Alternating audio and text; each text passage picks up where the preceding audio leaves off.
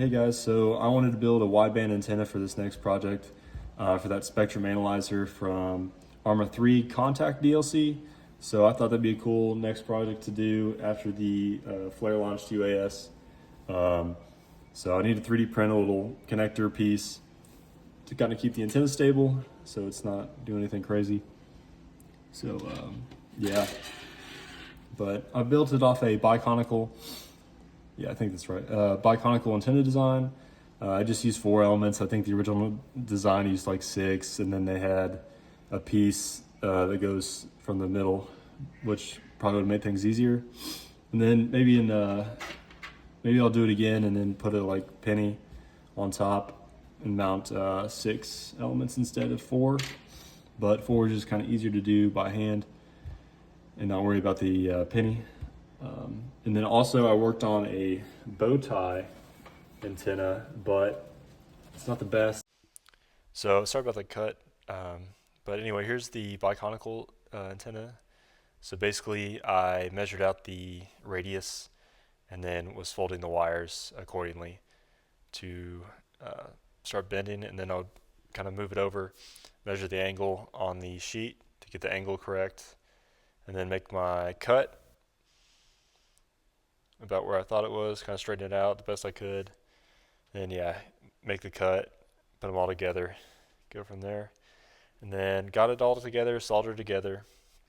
I got some Amazon SMA connectors, tinned those, and then started trying to get them connected to the antenna. So yeah, finished that up. The connectors weren't too hard. The shielding was a little tough, especially trying to cut it and kind of strip the wire to get the shielding and then not break it. So it was a little challenging, but it all worked out in the end. So, and then moving on to the next step, I'm going to test it out with the VNA and see how it compares. So here's the VNA, just wiring it up real quick using the handy alligator clips. We're going to see, yeah. I decided it was probably best not to measure it when it was connected to gigantic metal alligator clips. So I put those away, turned it on, and checked it out. What I was checking out is the impedance and then also the SWR. So I'm going to show you that in just a second. Here's the initial impedance.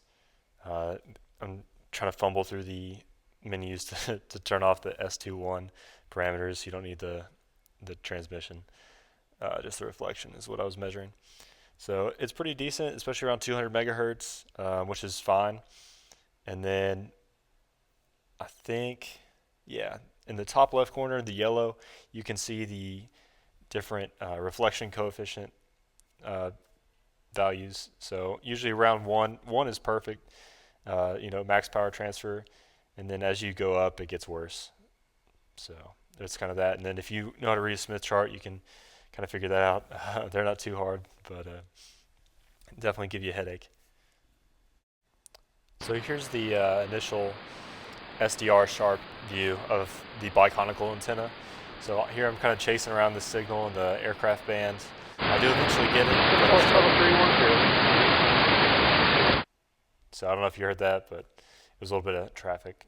So it works. And here's me kind of chasing around these 2 signals. I don't know if they were talking to each other, talking to the controller, what they were doing, but there were about 3 or so in this band. I was just hopping around. So obviously this is not the ideal setup to look for these signals. All right, I got one more for you.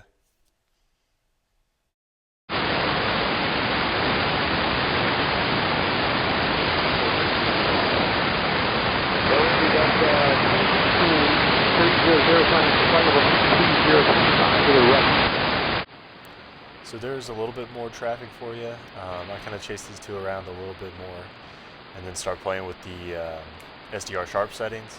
I'm not the best at SDR sharp. I've started to learn GNU radio for the ARMA 3 contact spectrum analyzer.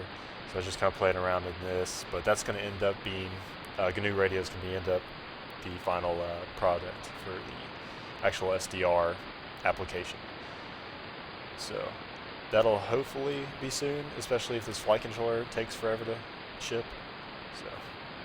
But yeah, here's just me going through some of the settings.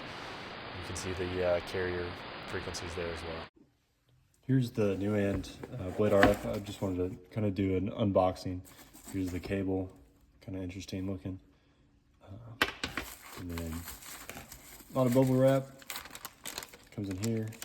This little electrostatic bag, and then pretty neat. So I'm excited. Can't wait to start playing with it. Hopefully I don't break it. I already did the firmware update, so made it through that okay. Pretty nice. So yeah, stay tuned for the actual development of the spec analyzer from ARMA 3 Contact. I'm probably going to use a Raspberry Pi 5, I think, to interface and do all the kind of extra stuff.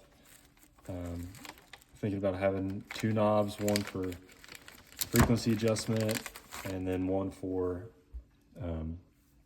general purpose, like selecting recordings, stuff like that. So we'll just see how it develops, but yeah, stay tuned. I didn't realize I actually did an unboxing when I first got it, so here's that if you're interested.